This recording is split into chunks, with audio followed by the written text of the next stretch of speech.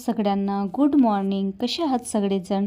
आजचा दिवस तुमच्यासाठी खूप छान आनंदाचा जाओ हीच देवाच्या चरणी प्रार्थना करते. स्वागत आहे तुमचं माझ्या मराठी व्लॉग चॅनलमध्ये. तर आज सकाळी व्हिडिओला सुरुवात केलेली आहे. आजचा दिवस माझ्यासाठी खूप कंटाळवाणा जाणार आहे, कारण आज सकाळी 9 वाजल्यापासून तर संध्याकाळी 6 वाजेपर्यंत लाईटच नाहीये असा मेसेज आलेला होता. तर आज सकाळपासून लाईट गेलेली आहे, 9 वाजलेले आहेत, म्हणून आज मला कपडे सुद्धा हातानेच वॉश करावे लागले. आज मी मशीनच लावली नाही. अर्धी कामे झालेली आहे आणि अर्धी कामे बाकी आहेत, जसं की टिफिन बनवलं आणि बाकीची थोडीफार कामे आवरली आणि अजून बरीचशी कामे करायची आहे. तर चला, आता हे कॉटनचं फॅब्रिक आहे जे स्टिचिंगसाठी मी मागवलं होतं. ऑनलाईन मिशोवरूनच घेतलं आहे आणि खूप स्वस्त मिळालं आणि क्वालिटीसुद्धा एकच नंबर आहे.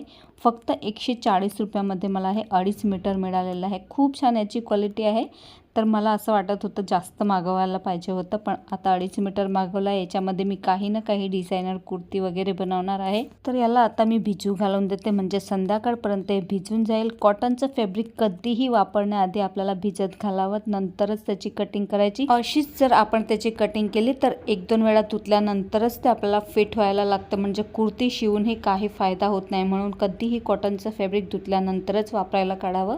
तसं पाहायला गेलं तर थंडीचे दिवस आहे, पण थंडी अजिबातच पडत नाहीये. इतकी तहान लागते, उन्हाळ्यासारखेच दिवस जात आहे. आमच्याकडे तर बिलकुलच थंडी पडत नाहीये. तर आता हा दुसरींदा मी चहा घेत आहे. सकाळी लवकर आंघोळ वगैरे करून 1 वेळा घेते आणि 1 वेळा 10 वाजता घेते. अशी सकाळीच 2 वेळा चहा घ्यायची मला सवयच पडलेली आहे. माहीत आहे सवय चांगली नाहीये, पण तरीसुद्धा आता पहिलेपासून सवय पडली आहे, तर काय करणार, सुटतच नाहीये.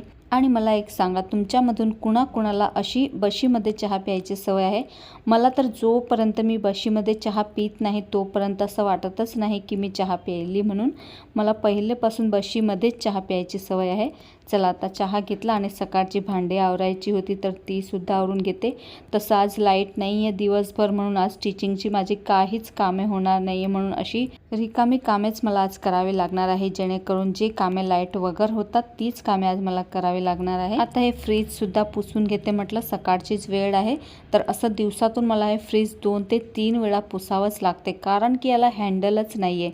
आणि हँडल वगैरेचं फ्रीज मला असं वाटतं घ्यायला नको होतं, कारण हँडल असलं तर आपण त्याला नॅपकिनसुद्धा लटकवू शकतो, पण याला नॅपकिन लटकवण्याची जागाच नाही आहे. म्हणून जसे हात आपण किचनमध्ये काम करतो तर तसेच हात याला लागत असतात, म्हणून बरंचसं खराब होते.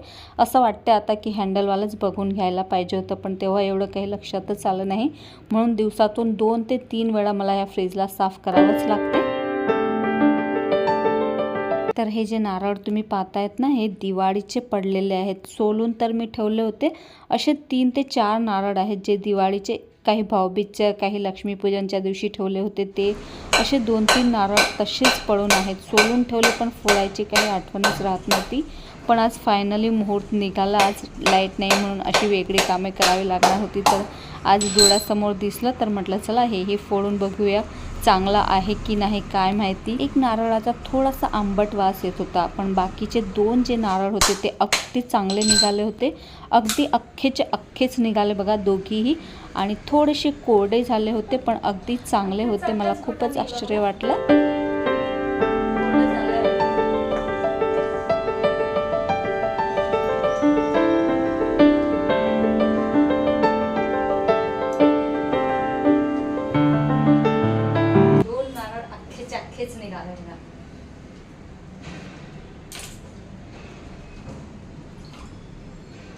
थोडस पाणी निघालं.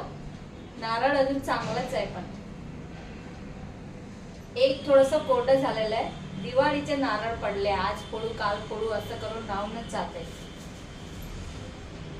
एक मला वाटतं थोडं खराब झालेलं आहे, बघते आता याला. हे थोडं खराब झालंय, पण हे 2 अजून चांगलेच आहे. याचे मला लाडू बनवायचे होते, पण काही त्याचा मुहूर्तच निघत नव्हता.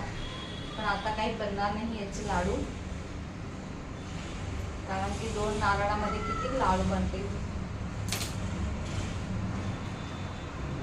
बघूया तरी.